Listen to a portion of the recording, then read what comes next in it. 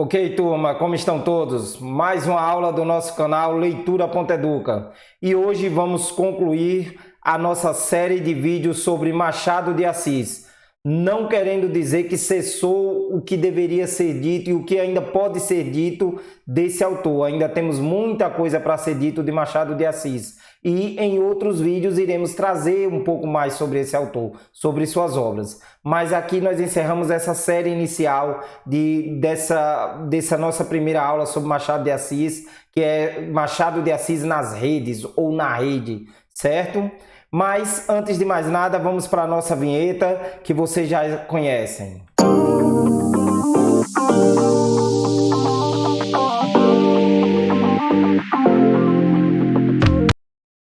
É isso, gente. Não custa pedir a vocês. Nos ajude.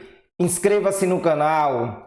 Se gostou do vídeo, deixa aquele seu joinha, certo? E marca o sininho para ser avisado de outros vídeos que poderemos ter no nosso canal, que pode vir a ser algo de relevância para você, certo?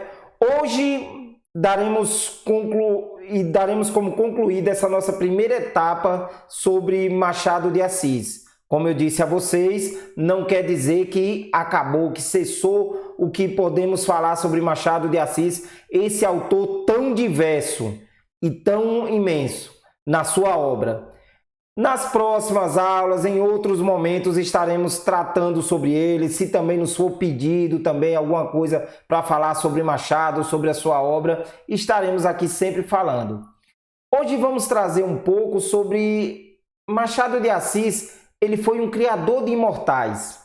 Inclusive, ele foi, como nós já falamos em outras aulas, um dos fundadores, o presidente fundador da Academia Brasileira de Letras, onde temos os que nós chamamos de imortais, aqueles escritores que se destacaram em suas áreas. Mas hoje nós vamos falar um pouco dos seus personagens, em especial hoje vamos falar sobre Capitu e o romance Dom Casmurro, esse romance tão falado e tão discutido na nossa literatura e também na literatura universal. Mas, como sempre, vamos para a nossa parte de slide, onde eu trago tudo explicadinho, tudo detalhado para uma melhor compreensão. Vamos então a ele. Bom, aqui nós temos Machado de Assis, o criador de imortais. Leitura.educa com o professor Railson.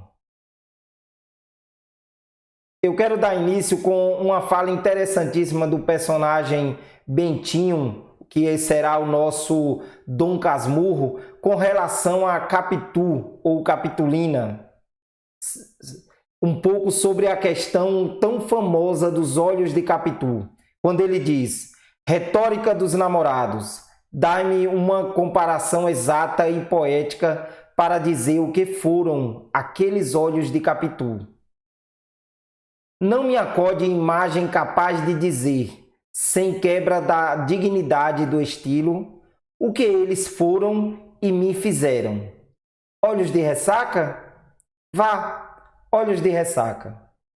Então aí, gente, nós temos um pouco da genialidade, um pouco desse início de Machado de Assis em tratando, em descrever essa personagem tão bem conhecida, tão bem estudada como é Capitu, do romance Memórias Póstumas de Brás Cuba. E os seus olhos de ressaca, olhos como o mar na época de ressaca, que traga tudo para dentro dele. Dom Casmurro, o romance da indagação. É o romance que traz a grande indagação, a grande interrogação. Capitu traiu ou não? Essa parte que já foi tão discutida, e se nós formos analisar, temos várias obras, vários estudos científicos da academia voltados a essa indagação de que Machado de Assis traz em seu romance. Não foi sempre assim, nós vamos ver. Não houve sempre essa indagação com relação a Dom Casmurro. Nós vamos ver isso mais adiante. O livro foi publicado em 1899. Ele foi inspirado em um livro de Otelo, numa peça de Shakespeare bastante conhecida, que é Otelo, onde nós vamos ter um caso de traição também, certo? Nós vamos depois, em outros momentos, eu vou estar trazendo também um pouco sobre a obra de William Shakespeare e nós discutiremos um pouco mais sobre os seus grandes textos também, inclusive esse Otelo. Machado de Assis, como nós vamos ver inclusive em toda a sua obra, citações dos grandes escritores, demonstrando que ele não era apenas um excelente escritor, um grande escritor, mas também um grande leitor. Machado de Assis, ele demonstra isso nas suas obras. E esse livro, Dom Casmurro, ele vem também trazendo um pouco dessa questão de Otelo, mas lógico, de uma visão diferenciada. Em Otelo nós vamos ver a traição em Memórias Póstumas de Brás Cubas, em Dom Casmurro nós vamos ter a ideia do adultério, certo? Que se torna pior que o adultério. Nós vamos perceber que essa ideia vai percorrer todo o romance, não é? Nós vamos ter aí um romance em primeira pessoa, onde onde o narrador fala sobre a sua história, sobre os acontecimentos de sua vida. Então nós vamos ter um narrador aí em primeira pessoa.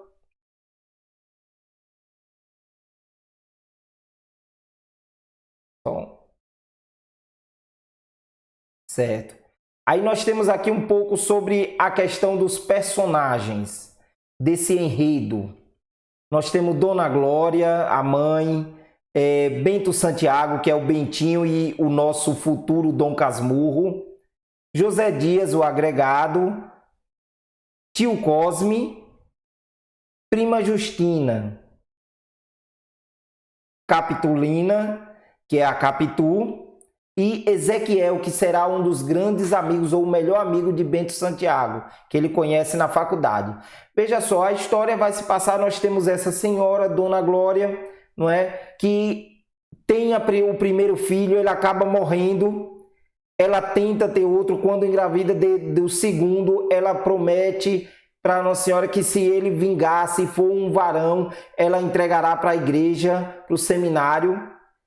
Temos José Dias, que é um agregado que passou a viver com a família, com ela e Dona Glória e o seu esposo, Pedro Santiago, na casa de favor. É aquela questão do agregado, aquele que fez um favor e acabou ficando. É um certo charlatão. E acaba ficando na casa. Quando o marido de Dona Glória falece, ela, para não que ficaria feio naquela época ela viver com um homem sem querer mandar José Dias embora, ela acaba chamando Tio Cosme e Prima Justina para viver com ela. É por isso que a casa ela vai se chamar Casa dos Três, não é isso? Dos Três Viúvos. Capitulina, ela mora próximo de Dona Glória, então ela acaba virando aquela amiga de infância de Bentinho, e daí começa a nascer um amor juvenil, mas tinha a tal promessa. Ele teria que ser mandado para o seminário. E em decorrência disso que vai acontecer, eu não vou dar muito spoiler sobre a questão do livro, para vocês verem. Aí no final eles conseguem ficar juntos, depois de muitas lutas, muita peripécia e muita beleza. Bentinho vai para a faculdade, conhece Ezequiel, que se torna seu grande amigo, que será também o pivô dessa briga, dessa intriga, onde ele vai achar que Capitu o traiu, que o filho não é dele. Ele acaba, como é que se diz, exilando o Capitu na Europa e se tornando esse Dom Casmurro, como deram essa denominação para ele, por ser esse velho recluso, viver trancado na sua casa, não dá muita vez à sociedade. Então ele vai ser chamado um Casmurro, e aí dão essa alcunha Dom Casmurro. Inclusive no início do romance, no primeiro capítulo, ele explica um pouco sobre o porquê dessa alcunha de Dom Casmurro. Bom, essa autora norte-americana, Ellen Caldwell, eu não me desculpe a minha pronúncia, eu não sou muito bom no inglês, certo? Essa autora, ela publica em 1960 o livro O Otelo Brasileiro, de Machado de Assis. Esse livro, gente, até então, todos liam esse livro tendo como Bentinho sendo um senhor idoso, abandonado, que foi traído por sua mulher. Não havia-se muita dúvida. Com esse livro, a autora traz uma segunda visão do livro, de que Bentinho era um narrador em primeira pessoa, e geralmente quando narramos algo sobre nós é muito difícil sermos, por exemplo, parcial. Então ela traz um pouco dessa imparcialidade de Bentinho, né? Um pouco de que talvez, será que Capitu traiu realmente? Será que ela era essa mulher naquele período, né? Nós estamos falando aí de século XIX, final do século XIX, daquele período ela era, como se diz, essa mulher tão livre, essa mulher tão forte, essa mulher tão dominadora como o autor, escritor, seja Bento Santiago, narrador, melhor dizendo, ele tenta dizer no livro todo, será que ele era? Então ela começa a lançar uma nova luz sobre o romance. E a partir daí é que a gente começa a ter essa grande indagação com relação ao romance. Aí vem a grande questão do romance, que vai gerar diversos estudos, e até hoje temos diversos estudos referente a essa questão da traição ou não de Capitu, ou se foi algo criado por o marido, através desse livro aí, dessa norte-americana. Pode ser um tratado de direito, ou seja, nós vamos ver aí, Bentinho, ele é, como é que se diz, advogado de formação. Ele faz direito. Nós vamos perceber que ele vai passar o romance todo. Vemos que ele está descrevendo, é ele quem descreve as próprias memórias. Então nós vamos ver que ele, o livro todo, ele vai buscar criar uma Capitu forte e de certa forma dissimulada. Uma Capitu que sim, poderia traí-lo. E ele é aquele rapaz fraco, aquele rapaz apaixonado, que acreditava. Então nós vamos ter aí a sua dialética, o seu diálogo, a sua conversa. Nós vamos perceber que o romance todo ele vai buscar provas para tentar, de certa forma, dar vida a essa possível traição. É como eu já disse a vocês, Dom Casmurro é um dos livros mais analisados da nossa literatura. Já houve várias análises e nós vamos encontrar vários. Então, se você quiser estudar, se você quiser conhecer um pouco mais sobre a questão desse romance, sobre essa personagem tão enigmática, Capitu, nós temos aí no mercado diversos autores falando, temos na academia diversos trabalhos acadêmicos voltados à questão do livro Dom Casmurro e da personagem tão enigmática Capitu. Depois eu posso trazer até para vocês algumas indicações de livros para quem quer começar um pouco, tanto na obra de Machado de Assis, como também nesse livro, Memórias Póstumas de Brás Cubas. Dom Casmurro, só quero dizer Memórias Póstumas de Brás Cubas, desculpa gente. Dom Casmurro, um livro fantástico. Juntamente eu vejo aí em Dom Casmurro, essa personagem Capitu, e também o personagem Dom Casmurro também, né, com toda a sua sagacidade, a sagacidade que ele busca tentar convencer o leitor. Eu vejo eles como grandes criações de Machado de Assis, junto também do nosso Brás Cubas, também lá do livro Memórias Póstumas de Brás Cubas, não é isso? Então, esse livro, ele é bastante interessante. Se você já leu e quer se aprofundar, temos vários estudos, vários livros que tratam sobre o livro e sobre a personagem Capitu.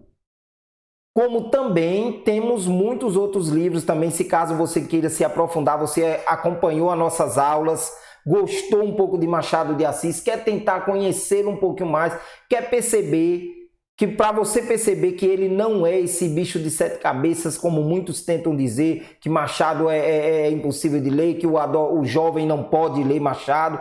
Ao contrário, o jovem deve começar a ler Machado, sim. Agora tem que se ter um estudo, tem que se ter uma preparação. Quem também vai lançar Machado de Assis para o jovem tem que estar preparado para começar a dar essa preparação para o seu aluno, ou para quem ele vai trazer Machado de Assis, porque não é só você chegar lá e jogar o livro. Tem que ser feito toda uma preparação, toda uma análise, todo um estudo, porque realmente Machado de Assis requer um estudo, uma análise. Bom, aqui vamos falar um pouco da poesia de Machado de Assis. Como eu já disse a você, nós trabalhamos, né, nas nossas aulas, trabalhamos os romances de Machado de Assis, trabalhamos os contos. Ele também escreveu, fez quase tudo. Jornalismo, quase tudo. Nós temos as crônicas machadianas também, que nós vamos tratar em outra ocasião, e temos um pouco da poesia também que ele trabalhou, principalmente no seu início ali na era que nós podemos chamar de fase romântica de Machado de Assis, do romantismo. E desse período nós temos aí esse livro denominado Crisálidas. Esse livro ele traz já algumas... esse livro foi publicado em 1864, certo? Com ele traz muitas características do período romântico, do romantismo, da escola literária do romantismo, certo? Características como a idealização da mulher amada. Nós temos muito a questão da idealização da mulher inalcançável nesse período. Os autores desse período vão buscar isso. Principalmente do segundo período, nós vemos que o período romântico, a escola romântica, ela foi dividida em 3 partes. Nós temos aí o romantismo indianista, que vai trabalhar um pouco da questão do nacionalismo e do índio, ainda uma coisa romantizada, certo? Temos a segunda geração, que é a geração do que nós chamamos também de mal do século, que é aqueles que têm uma idealização da morte, o amor inalcançável, e a terceira geração do Condor, que aí nós vamos entrar com Castro Alves, não é isso? E um pouco da exaltação dos problemas sociais. Nós vamos ver também nessa publicação de Machado, nesse livro de poesia de Machado de Assis, o saudosismo de um passado utópico. Aí nós pegamos um pouco a primeira geração romântica do indianismo, manifestação patriótica de movimentos históricos, né? Como eu já disse, um pouco dessa questão indianista, referência à morte. Aí nós já estamos na segunda geração romântica, que é a chamada do mal do século, e a exaltação do tédio e da introversão do poeta, isso da segunda geração também. Então nós vamos ter essa miscelânea aí nesse livro de poemas de Machado de Assis. Bom, e aqui para concluir, eu trouxe aqui um pouco considerado um dos grandes poemas de Machado de Assis. Ele que não é muito visto como poeta. Um dos poemas mais conhecidos e mais aclamado por o público é o poema que ele dedicou à sua mulher quando ela morreu, a Carolina, que inclusive recebe essa denominação, Carolina, onde ele diz: a Carolina, querida, ao pé do leito derradeiro, em que descansas dessa longa vida, aqui venho e virei, pobre querida, trazer-te o coração do companheiro. Pulsa-lhe aquele afeto verdadeiro que, a despeito de toda a humanidade, a despeito de toda a humana lida, fez a nossa existência apetecida e num recanto pôs um mundo inteiro. Trago-te flores, restos arrancados da terra que nos viu passar unidos, e ora mortos nos deixa e separados. Que eu, se tenho nos olhos malferidos pensamentos de vida formulados, são pensamentos idos e vividos. Machado de Assis. Então aí nós vemos um pouco dessa questão já da poesia machadiana. E às vezes nós não falamos muito, mas ele tem muita poesia bonita, muita poesia muito bem elaborada. É uma parte de Machado também que eu recomendo que você conheça. Na verdade, eu recomendo que você conheça tudo de Machado. Você pode não gostar de um gênero ou de outro, ou achar que ele foi maior em um gênero do que em outro, mas é sempre bom analisar. É um autor bom de se estudar. É um autor que vira e mexe, nós temos ele aí em voga, em ascensão. É um autor que não some. É um autor que até nas críticas ele não para de existir. Ou seja, mesmo quando a gente pensa que ele já sumiu, vem de lá para cá um crítico, vem de lá para cá alguém querendo criticar que ele é assim, que é assado, que sua obra é difícil, que sua obra é fácil, mas você vai perceber que ele vai estar sempre em voga. E se ele está há mais de 100 anos de sua morte, e sua obra ainda está tão presente na nossa literatura, na nossa cultura e em outras culturas e literatura, então é porque algo de bom ele deva ter. Então, devemos tentar conhecê-lo um pouco. Ok, gente? Quinta-feira teremos dica de livro. Na quinta-feira passada, por conta de questões familiares, eu não tive como apresentar a dica de livro, mas nessa quinta-feira teremos novamente dica de livros, ok? E na próxima semana iniciaremos já com outro viés ou seja, já com outro projeto dentro do nosso canal. Nesse projeto iremos falar um pouco sobre a obra do poeta português, um dos maiores poetas em língua portuguesa já conhecido, o grande Fernando Pessoa e seus heterônimos, ok? Aguardo vocês, espero que vocês estejam presentes na nossa próxima aula, certo? E mais uma vez peço, se inscreva no canal, deixa aquele seu joinha. Aqui nós temos cultura, aqui temos conhecimento, aqui temos leitura, porque a leitura faz você viajar. Sem leitura, você fica parado, sentado diante da TV. Valeu, gente! Um abraço e até a próxima!